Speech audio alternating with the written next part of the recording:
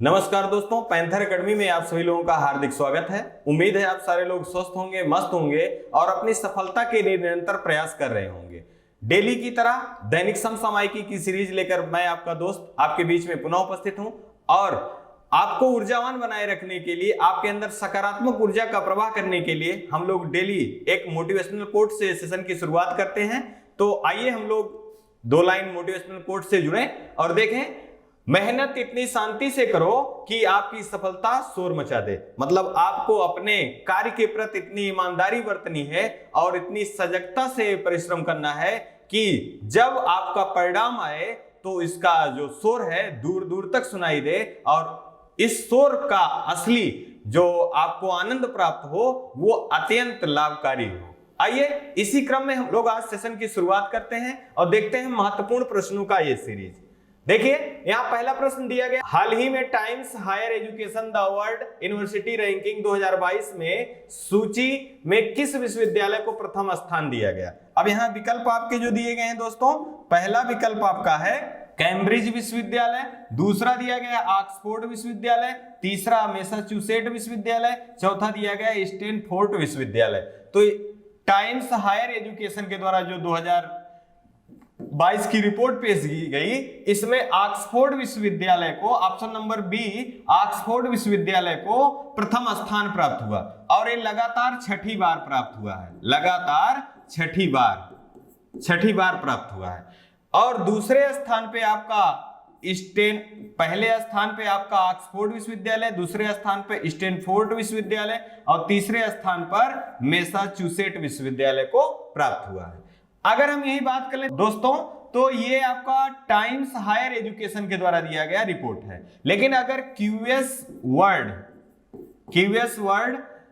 University report अगर देखी जाए तो उसमें प्रथम स्थान पे मैसाचुसेट मैसाचुसेट विश्वविद्यालय को प्रथम स्थान प्राप्त हुआ है। साथ ही साथ अगर हम भारत के परिप्रेक्ष्य में देखें तो 200 विश्वविद्यालयों की सूची में 35 विश्वविद्यालय भारत के हैं। 35 विश्वविद्यालय जो हैं इस सूची में भारत के हैं। अगर हम ये जो क्यूएस वर्ल्ड रैंकिंग है ये शिक्षा की 35 विधाओं में अपना रिपोर्ट जारी करता है। अब अगर अनुसंधान के क्षेत्र में देखें तो टोटल 8 विश्वविद्यालय भारत के हैं जो कि अनुसंधान के क्षेत्र में आगे हैं। और इसमें भारत के परिप्रेक्ष्य में पहला स्थान जो है IISc बेंगलुरु को पहला स्थान प्राप्त हुआ है। आइए इसी क्रम में हम लोग दूसरा प्रश्न देखें। देखिए दूसरा प्रश्न है, हाल ही में राष्ट्रीय सुरक्षित मातृत्व दिवस कब मनाया गया। आपका विकल्प दिया गया, पहला 11 अप्रैल, दूसरा 13 अप्रैल और तीसरा दिया गया 14 अप्रैल और चौथा विकल्प डी दिया गया है 22 अप्रैल। दोस्तों इस प्रश्न का आंसर जो होगा आपका विकल्प नंबर ए होगा 11 अप्रैल। अब यहां से आपको यह समझना होगा कि राष्ट्रीय सुरक्षित मातृत्व दिवस का उद्देश्य क्या है। जो भारत की मातृ मृत्यु दर है उसमें कमी करना या उसमें सुधार करना इसका मुख्य उद्देश्य है। इसी के परिप्रेक्ष्य में 2019 में एक योजना प्रारंभ की गई थी जिसका नाम सुमन। आपसे प्रश्न में पूछा गया है सुमन योजना का संबंध किससे है, तो सुरक्षित मातृत्व आश्वासन से संबंध है सुमन योजना का। यह मध्य प्रदेश से प्रारंभ किया गया था। हाल ही में एक रिपोर्ट आया है मातृत्व मृत्यु दर का रिपोर्ट।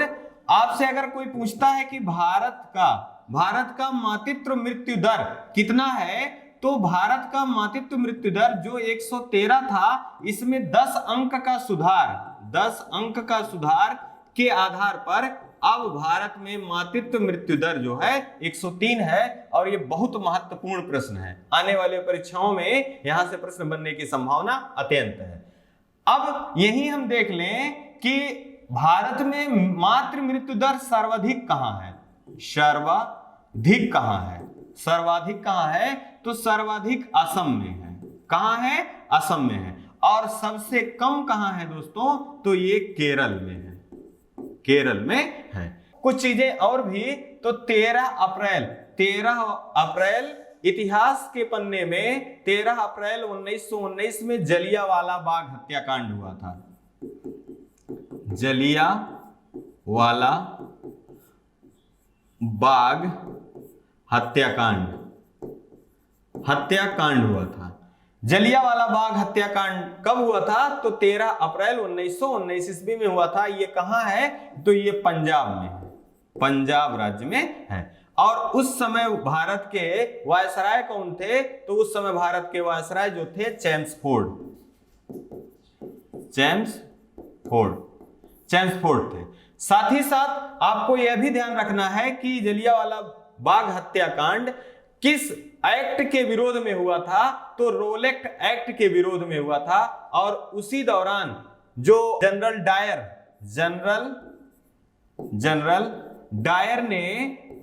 जनरल डायर ने गोली चलाने का आदेश दे दिया था, जिसमें भारी नरसंहार हुआ था। साथ ही साथ अगर हम 14 अप्रैल के बारे में देखें दोस्तों, तो 14 अप्रैल को डॉक्टर बी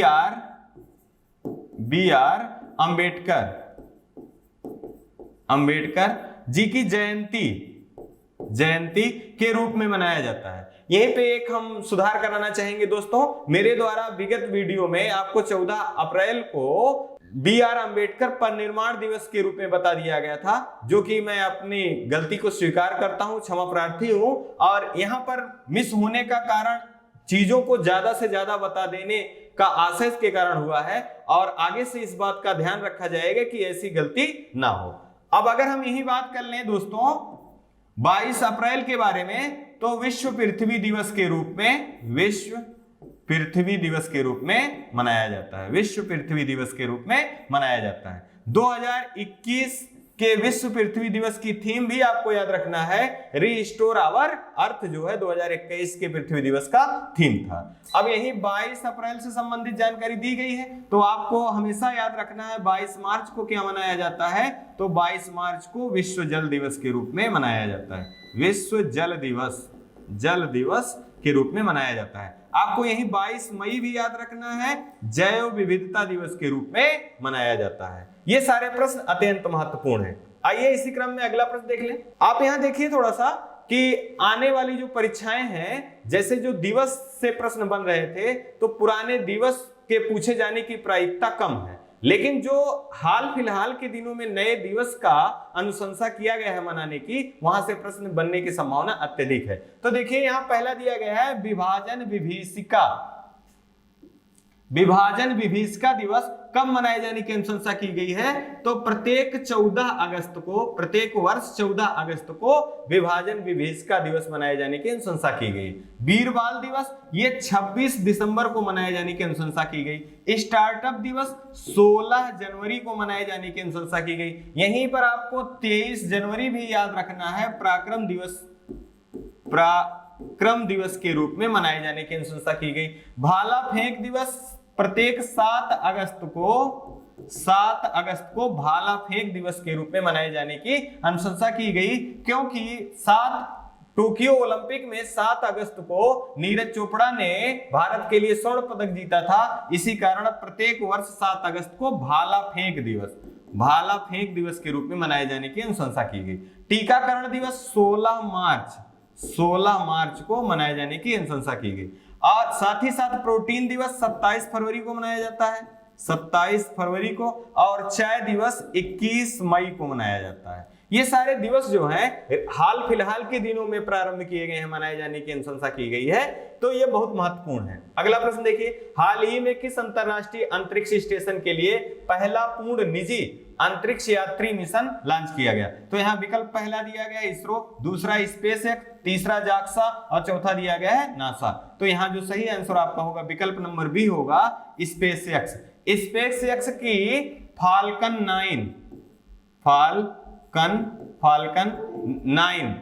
9 के द्वारा निजी अंतरिक्ष यात्री मिशन लॉन्च करने की बात की गई है। और ये किसकी कंपनी है? तो एलन मस्क की। साथ ही साथ अगर आपसे यहां पूछा जाए कि आपका पर्सन ऑफ द ईयर 2021 किसे चुना गया, तो एलन मस्क को चुना गया। अगर हम यही बात कर ले इसरो के बारे में, तो इसकी स्थापना 15 अगस्त 1969 ईस्वी में किया गया। और इसके पहले प्रमुख जो थे विक्रम साराभाई। विक्रम साराभाई जो थे इसके पहले प्रमुख थे। वर्तमान में कौन है? डॉक्टर सोमनाथ। डॉक्टर सोमनाथ जी इसरो के प्रमुख हैं।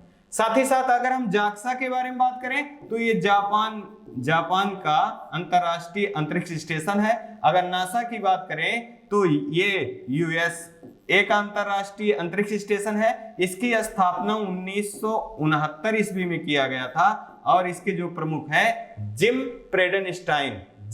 ब्रेडेनस्टाइन जो है नासा के प्रमुख हैं। आइए अगला प्रश्न देखें। Not just a night watchman नामक पुस्तक के लेखक कौन है? तो यहां देखिए पहला विकल्प आपका दिया गया है राजीव महर्षि, दूसरा विनोद राय, तीसरा शक्तिकांत दास, चौथा दिया गया गीतांजलि श्री। तो यहां जो विकल्प सही आपका आंसर है विकल्प नंबर बी सही है, विनोद राय। ये भारत के पूर्व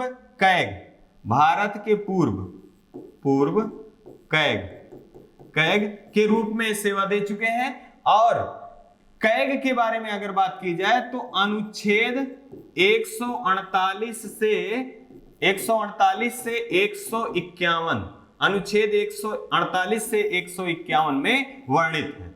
अब यहीं पे अगर बात की जाए भारत के पहले कैग कौन थे तो वी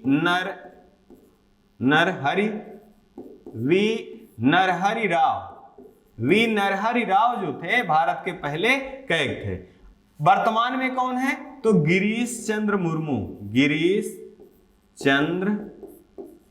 मुर्मू जी जो हैं ये वर्तमान में भारत के कैग हैं और ये भारत के 14वें कैग हैं।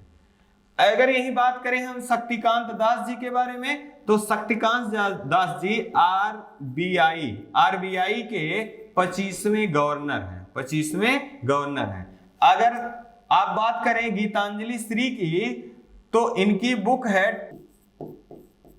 टर्म्स ऑफ सैंड इनकी बुक है। और अंतरराष्ट्रीय बुकर पुरस्कार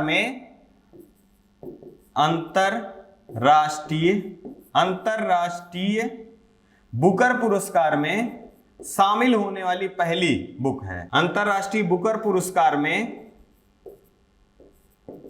में शामिल होने वाली पहली हिंदी बुक है। साथ ही साथ अब यही अंतरराष्ट्रीय बुकर पुरस्कार से किसे सम्मानित किया गया है तो डेविड डायोप को अंतरराष्ट्रीय बुकर पुरस्कार से सम्मानित किया गया। आप यही ध्यान रखिएगा मैन बुकर पुरस्कार, यहां गलती का चांस ज्यादा होता है। मैन बुकर पुरस्कार से किसे सम्मानित किया गया है तो डेमन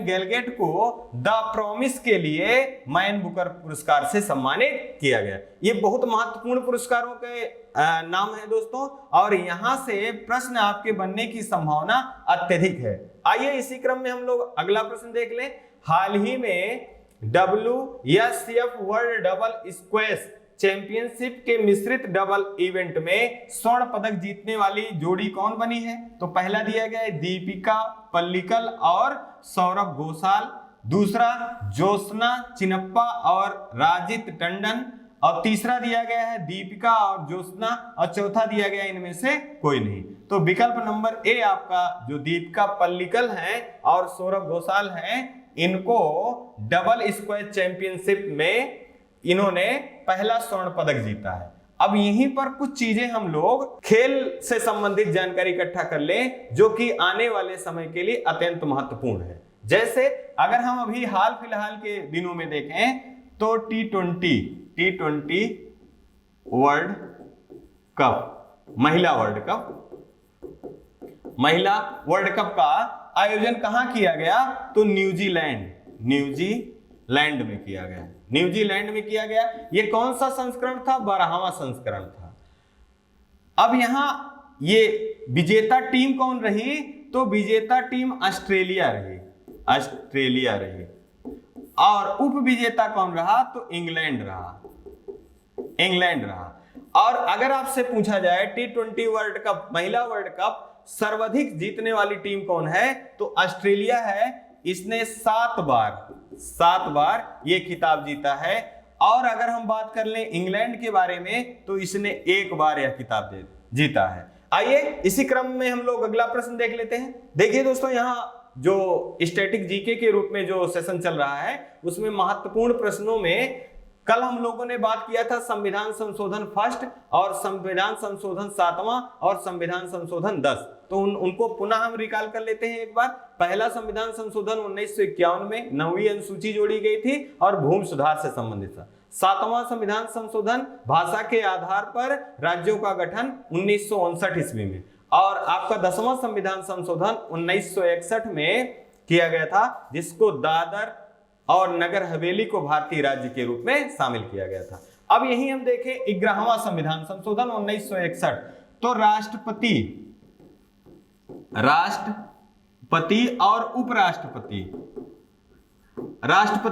उपराष्ट्रपति के निर्वाचक मंडल में रिक्तता को चुनौती ना देना या किस संविधान संशोधन द्वारा किया गया, तो 11वां संविधान संशोधन। जबकि हम 12वां संविधान संशोधन जो 1962 में हुआ था, गोवा,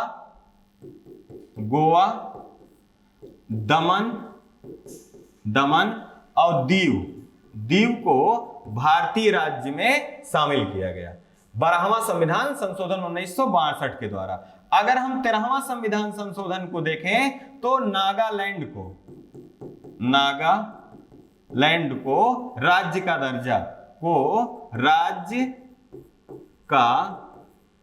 दर्जा प्रदान किया गया। यह संविधान संशोधन धीरे धीरे 2-2, 3-3 करके हम लोग धीरे धीरे सारे संविधान संशोधन को देख लेंगे, जिससे आने वाली परीक्षाओं में हमको सुविधा होगा।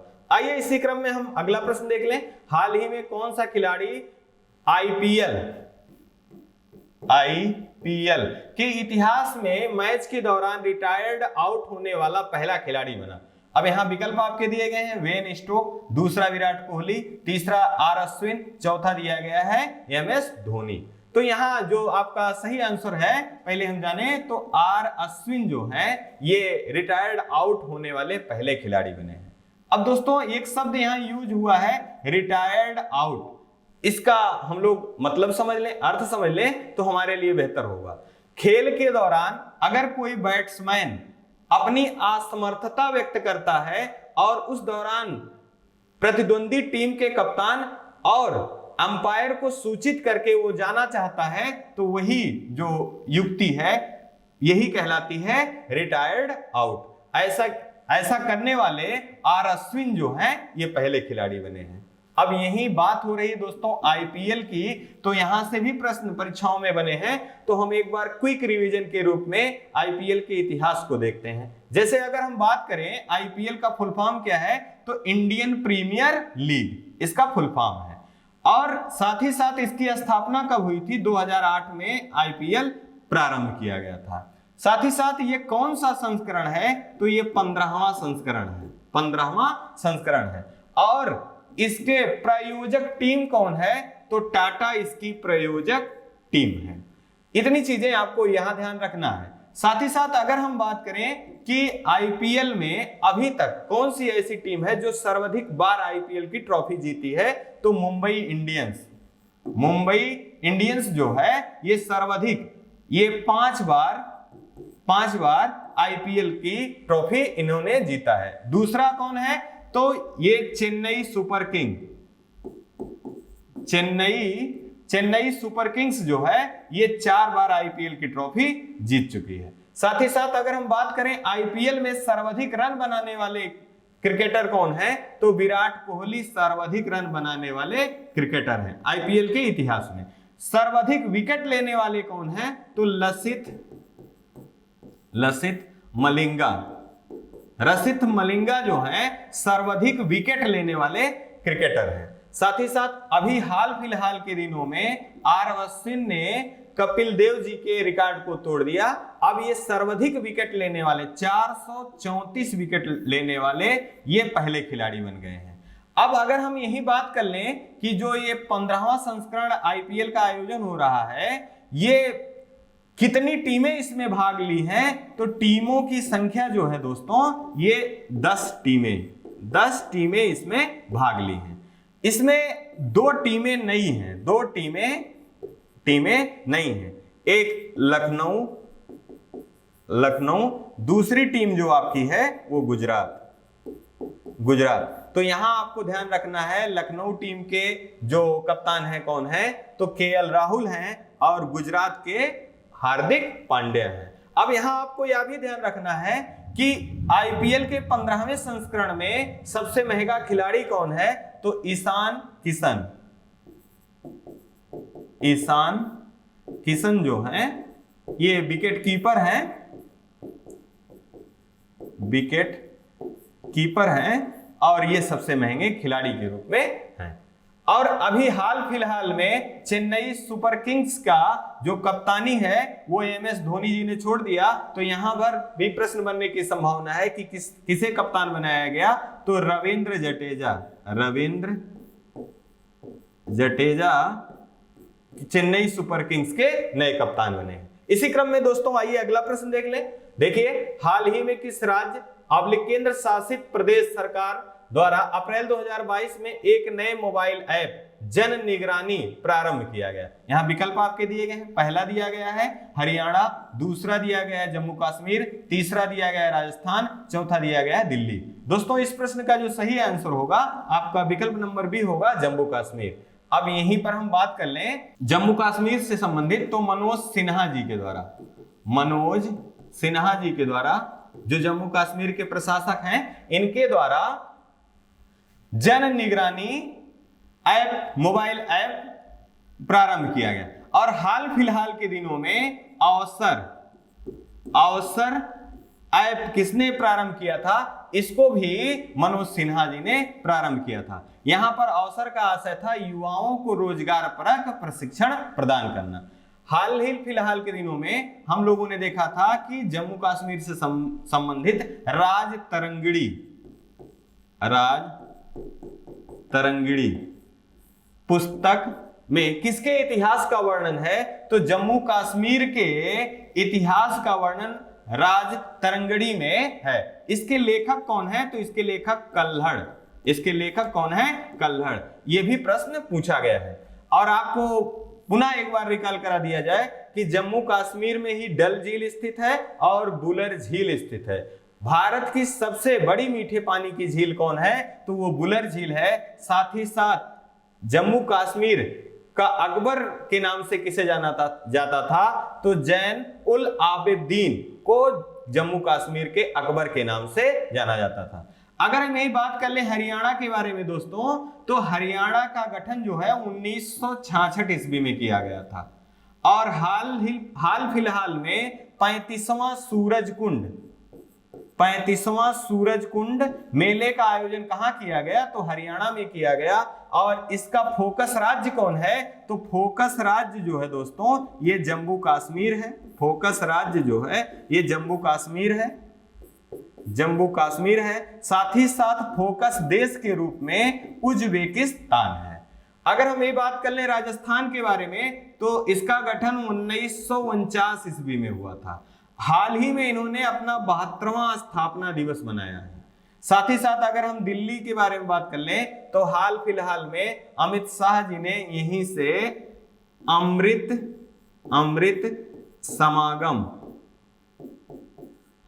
समागम योजना का शुभारंभ किया। अमित शाह जी ने कहां से? दिल्ली से। साथ ही साथ ये सारे प्रश्न जो आपके हैं अत्यंत महत्वपूर्ण है, आपको हमेशा इनको रिकॉल करना है। अब आइए देखिए कुछ महत्वपूर्ण स्टैटिक करंट, जैसे वन हेल्थ प्रोग्राम कहां प्रारंभ किया गया? तो उत्तराखंड में वन हेल्थ प्रोग्राम प्रारंभ किया है।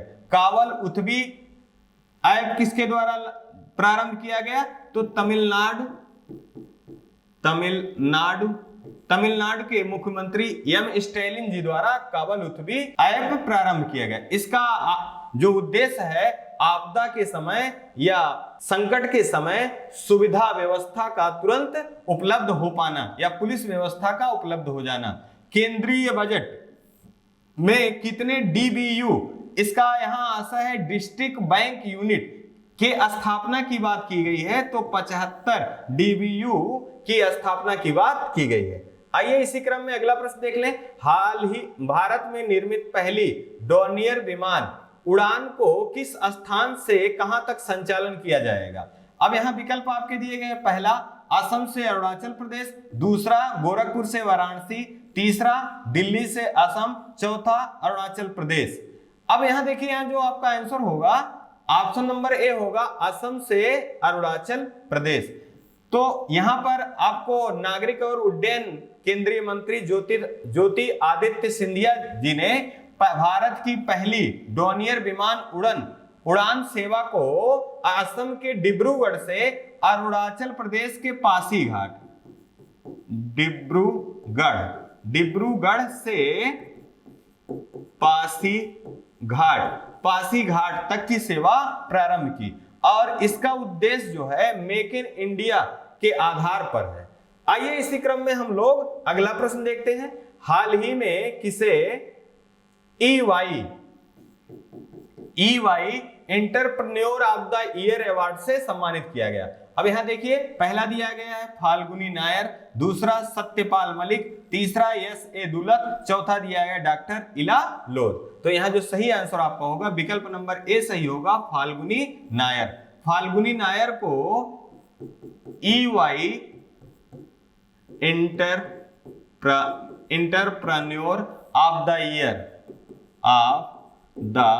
ईयर पुरस्कार से सम्मानित किया गया। अब यहां पर अन्य विकल्प के बारे में अगर हम ध्यान दें तो देखिए, सत्यपाल मलिक और S.A. दुलत संत नामदेव पुरस्कार से हाल ही में किसे सम्मानित किया गया। तो 2021 के लिए सत्यपाल मलिक जी, साथ ही साथ AS दुलत को 2020 के संत नामदेव पुरस्कार से सम्मानित किया गया। और यहीं पे एक बहुत महत्वपूर्ण और भी विकल्प दिया गया, डॉक्टर इला लोध, इनको 2021 का नारी शक्ति पुरस्कार से सम्मानित किया गया। और ये इनको मरणोपरांत मिला है और ये त्रिपुरा की स्वास्थ्य और सेवाओं की प्रबंध निर्देशक के रूप में कार्यरत थी। आइए अगला प्रश्न देख लें। हाल ही में लता दीनानाथ मंगेशकर पुरस्कार से किसे सम्मानित किए जाने की घोषणा की गई। दोस्तों इस सेशन का ये लास्ट प्रश्न है। तो इसमें देखिए, विकल्प आपका पहला दिया गया अमित शाह, दूसरा दिया है नरेंद्र मोदी, तीसरा दिया गया सोनू निगम और चौथा दिया है AR रहमान। तो यहाँ जो सही आंसर होगा आपका विकल्प नंबर बी, नरेंद्र मोदी। तो जैसा कि विगत तमाम सारे वीडियोज में आपको बताया गया है, जो लता मंगेशकर जी का स्वर्गवास हुआ है तो वहां से प्रश्न बनने की, परीक्षाओं में प्रश्न बनने की संभावना अत्यधिक है। तो आपको यह ध्यान रखना है कि लता मंगेशकर जी से संबंधित जो भी आपके प्रश्न बन रहे हैं उनको आपको रिवाइज करते रहना है। तो दीनानाथ मंगेशकर पुरस्कार दिए जाने की घोषणा किया गया है, तो किसे प्रदान किया जाएगा, नरेंद्र मोदी जी को दिया जाएगा। अब यही लता मंगेशकर जी से संबंधित एक महत्वपूर्ण प्रश्न है कि भारत का सर्वोच्च सम्मान, भारत का सर्वोच्च सम्मान भारत रत्न लता मंगेशकर जी को कब प्रदान किया गया था। तो 2001 में प्रदान किया गया था। ये आने वाली परीक्षाओं के लिए महत्वपूर्ण प्रश्न है। आइए इसी क्रम में हम लोग देख लें गुप्त कालीन के कुछ महत्वपूर्ण मंदिर और ये कहां पर स्थित हैं। अगर आप विगत वर्षों का प्रश्न पत्र उठा के देखेंगे तो यहां से प्रश्न आपको मिल जाएंगे। जैसे विष्णु मंदिर कहां है, तो तिगवा मध्य प्रदेश। विष्णु मंदिर कहां पर स्थित है, तो ये तिगवा मध्य प्रदेश में। शिव मंदिर कहां है, तो शिव मंदिर जो है भूमरा मध्य प्रदेश। पार्वती मंदिर कहां है, तो नचना कुठार मध्य प्रदेश में स्थित है। साथ ही साथ दशावतार मंदिर ललितपुर उत्तर प्रदेश। शिव मंदिर कहां पर है, खोह मध्य प्रदेश। भीतरगांव का मंदिर कानपुर,